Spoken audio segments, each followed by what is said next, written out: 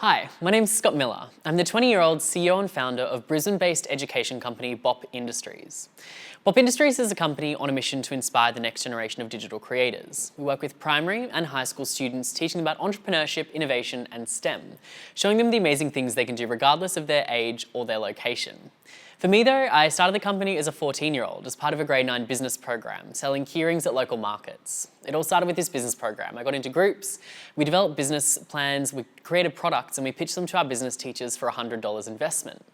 My group and I made about $400 profit within a term, selling these things called hashtag keyrings at our local markets. They were little keyrings with the hashtag and then a word after it. You could get anything you wanted. Hashtag Scott, hashtag sassy, hashtag Bop, anything like that. And within a term, we made around $400 profit, which was pretty sweet as a group of 14-year-olds. We got to split the profits and go mad on the school tuck shop. It was hot chip sausage rolls every day. And that was my first introduction to business. And I thought this is pretty sweet. I mean, like the more I work on my assignment, the more money I get to make and the more tuck shop I get to eat. It was a pretty simple equation as a 14-year-old.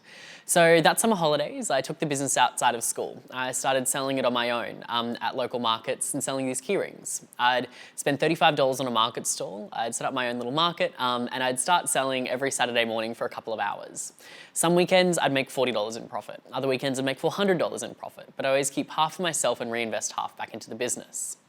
It started to grow quite quickly. I started selling on platforms like eBay and Etsy, and I found myself sitting down on Sunday afternoons, scheduling all my advertising for the week ahead and all my social posts, and then going to school like a normal student. At the end of each day, I'd open up my laptop, see what orders had come through, and then head to the school's laser cutter, cut them out, and then drop them off at the post office on my way home. But it started growing pretty quickly. The first couple of months, I was selling a handful of keyrings every month. Then it grew to a few hundred keyrings every month, and by the time I was in grade 10, I was selling a few thousand keyrings a month to countries and companies all around the world.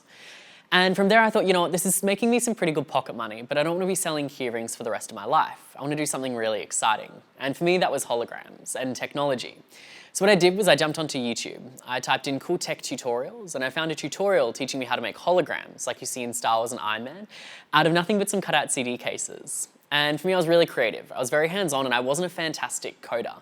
So I thought this was fantastic. It was fun, it was creative, and it was hands-on piece of technology that I could learn how to make and then sell and make a bit of money out of it at the same time.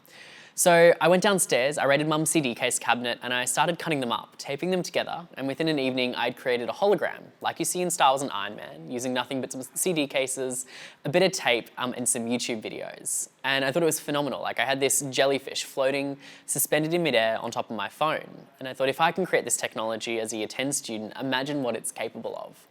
So the next morning, I took it to my school's business and design teachers. I said, hey guys, I built this thing. Could you help me turn it into a real product people might actually pay money for? And they said, yeah, of course, like that's what we're here for. So every morning, every lunch, every afternoon, for about a week, I was in the school's business rooms and the school's design labs, just prototyping and designing and looking at the business model, trying to figure out how I could turn these cutout CD cases into a product people might actually pay money for.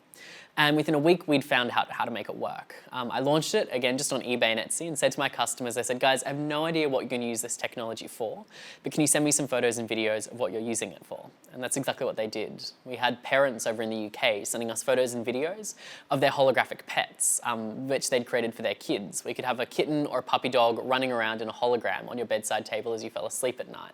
Even recordings of your parents and grandparents reading you bedtime stories via a hologram.